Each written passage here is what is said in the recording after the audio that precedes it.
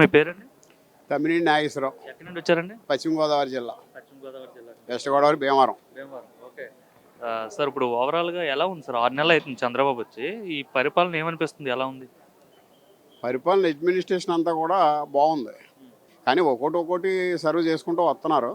దానివల్ల ఏమీ ఇబ్బంది ఉండదు. కార్యకర్తలకు కూడా న్యాయం జరుగుద్ది. ప్రజలకు ఎలా ఉంది? ముఖ్యంగా కార్యకర్తలకు బాలేదని చెప్పారు. 100% సంతోషంగా ఉంది. ఎందుకంటే గుంతలు పూడ్చడం, రోడ్లు గుంతలు పూడ్చడం అవనివ్వండి, ఓల్డేజ్ పెన్షన్ ఆదివారం నాడు కూడా ఇవ్వడం అవనివ్వండి, మరి ఎంతో సంతోషంగా ఉన్నారు. ఇంటికి వెళ్ళి పొద్దున్నే ఇప్పటికీ ఓల్డేజ్ పెన్షన్ అయిపోతుంది. 1వ తారీఖు వచ్చిందని నాడు. మరి అటువంటి విషయాల్లో రైతులు ప్రజలు అందరూ తృప్తిగా ఉన్నారు. మెయిన్ ఏంటంటే రైతుకి ఈ రోజున డబ్బు ధాన్యం పంపి స్టంబ్ వేస్తే స్టంబ్ వేసిన 12 గంటల్లోనే డబ్బు మన్నాడు పొద్దున్న 12ంటికే డబ్బులు పడిపోతున్నాయి. ఇలా వాస్తవంగా నాకే పడినాయి అలాగ. నేను రైతుని. ఇవాళ 5ంటికి వేసాను, మన్నాడు 12ంటికి నాకు మెసేజ్ వచ్చేసింది, 12:30కి డబ్బు తీసుకున్నాను.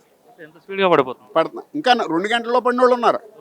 నేను మన్నాడు 12ంటికి పడి అని చెబుతున్నాను, కానీ ఇంకా 2 గంటల్లో పడిపోయిన రైతులు బోడు మంది ఉన్నారు.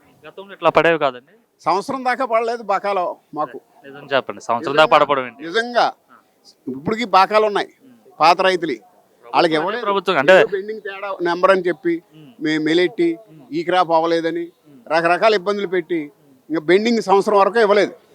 అప్పుడు ఆ రైతు ధాన్యం ఎరువుల కొట్లో బాగా తీసుకోలేడు, ధాన్యం అమ్ముకున్న డబ్బు పట్టుకెళ్ళి మామూలు బ్యాంకు లోన్ కట్టుకోలేడు. మరి అతను ఉన్నటువంటి అప్పులు తీర్చుకోలేక, ట్రాక్టర్ బాకీ తీర్చలేక, ట్రాక్టర్ దమ్ము చేయనన్న రోజులు ఉన్నాయి, ఎరువులు కొట్టాడు ఎరువులు ఇవ్వనన్న రోజులు ఉన్నాయి. ఇది పెట్టుబడి పెట్టలేక ఊడుపు లేట్ చేసేసుకున్నటువంటి కర్మ గత 4 సంవత్సరాలు 5 సంవత్సరాల్లో పడ్డారు. అటువంటి ఇబ్బంది లేదు. హుషారుగా ఉంది ఇప్పుడు రైతుకి. బాగుందంటారు. బాగుంది. మరి రైతులకి ఏం బాగాలేదని చెప్పి జగన్మోహన్ రెడ్డి మొన్న కలెక్టరేట్ల దగ్గర వైసీపీ వాళ్ళంతా కూడా ధర్నాలు చేశారు కదా. నన్ను అరెస్ట్ చేసి లోపలేస్తే నాకు దిక్కుండదో, ఏదో రకంగా ప్రకటన ఇవ్వాలనే తప్ప రోడ్డు ఎక్కడండాడు. రోడ్డెక్కి మనిషే కాదు, రోడ్డెక్కి మనిషి అయితే గత 5 సంవత్సరాల్లో సంవత్సరం పాటు డబ్బులు ఆడకపోతే రైతులను ఎందుకు పట్టించుకోలేదు? ఇవాళ ఎలా రోడ్డు ఎక్కుతున్నాడో, తను బతుకు తెరుగు కోసం రోడ్డు ఎక్కుతున్నాడు. సంక్రాంతి తర్వాత ఇంకా రోడ్డు మీద ఉద్యమం ఉంటుంది, రోడ్డు మీద తిరుగుతుంటాను, ప్రజల కోసమే తిరుగుతుంటా అని చెప్తున్నారు వాళ్ళు. అసలు రేపు 27 రావాలి కదా, రోడ్డు మీదకి వస్తే కదా.